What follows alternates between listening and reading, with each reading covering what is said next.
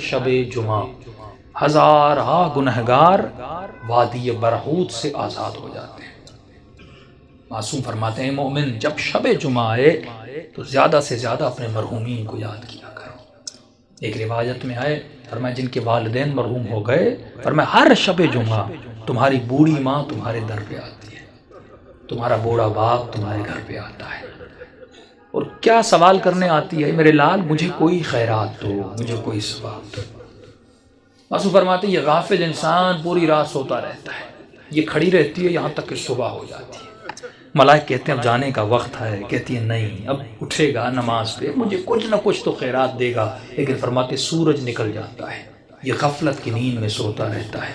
یہ بوڑھی ماں اور مرحوم روتا ہوا جاتا ہے اور کہتی ہے کہ میرے لال اگر تو آج مجھے کچھ دیتا تو میں بھی تمہارے لیے دعا کرتی۔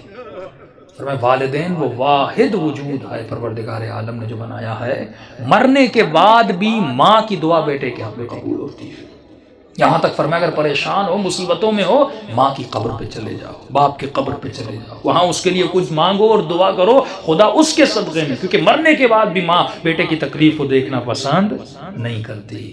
تو تصور کرو اس دنیا میں جس کو اللہ نے ماں بنایا وہ ہماری تکلیفوں کو برداشت نہیں کرتی، اور مولا علی فرماتے ہیں کہ میں تمہارے باپ سے بھی زیادہ تم سے محبت کرتا ہوں۔ جناب سیدہ فرماتی ہیں ہم تمہاری ماؤں سے زیادہ تم سے محبت کرتے ہیں۔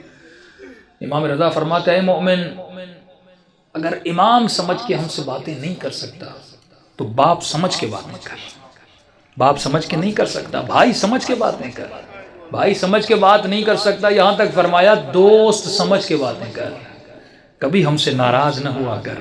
ایک مولا کا چاہنے والا گنہگار تھا، ساتویں امام کا زمانہ تھا، گلی پتلی سی تھی اور شراب کی اس میں عادت تھی، ہاتھ میں شراب تھا اور آگے بڑھ رہا تھا، سامنے امام کو آتے ہوئے دیکھا، شرمندہ ہوا کہ مولا کو کیسے میں فیس کروں گا، اس نے فوراً اپنا چہرہ دیوار کی طرف کر دیا تاکہ مولا گزر جائے اور مجھے نہ دیکھیں۔ امام جیسے آئے اس کے قریب آئے، اس کی پیٹھ پہ ہاتھ لگایا، کہا کہ اپنا منہ کیوں پھیرا ہے؟ فوراً اس نے چہرہ امام کا مولا میں نے دیکھا نہیں، بہانہ بنایا۔ تو امام نے کہا ہاتھ میں کیا ہے؟ جھوٹ بولتا مولا سے؟ جس نے کہا کیسے بتاؤں ہاتھ میں شراب؟ اس نے جھوٹ بولا کہ مولا میرے ہاتھ میں شراب ہے، میرے ہاتھ میں دودھ ہے۔ تو امام نے کہا اگر دودھ ہے تو تھوڑا ہمیں بھی پلا، ہم بھی پینا چاہتے ہیں۔ اب کہتا ہے میرے ہاتھ کانپ رہے تھے، تھا تو شراب اس برتن میں، کروں تو کیا کروں؟ کہتا جیسے میں نے اس برتن سے اس شراب کو اتارا تو وہ دودھ میں بدل گیا۔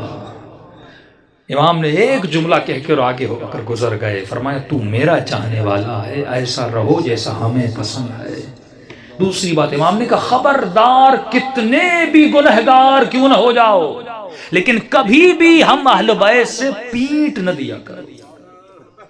یہ شیطانی وسوسہ ہوتا ہے، میں نے گناہ کیا، میں نے خطائیں کی، میں اتنے گنہگار ہوں، میں کیسے سجدہ کروں، میں کیسے نماز پڑھوں، میں کیسے علی سے گفتگو کروں، میں کیسے امام زمانہ سے باتیں کروں۔ امام فرماتے ہیں ہم بیٹھے اس لیے ہیں تاکہ تو ہمارے ساتھ درد دل کرے، اور یہ وسیلہ خدا نے آپ کو دیا۔ امام رضا فرماتے ہیں ہمارے چاہنے والے چھوٹی چھوٹی باتوں کے لیے ہمیں ہماری سیدہ فاطمہ کا واسطہ نہ دیا کرو، کیونکہ ہم ہر مصیبت برداشت کرتے ہیں لیکن اپنی دادی کی مصیبت برداشت ہم سے نہیں ہوتی۔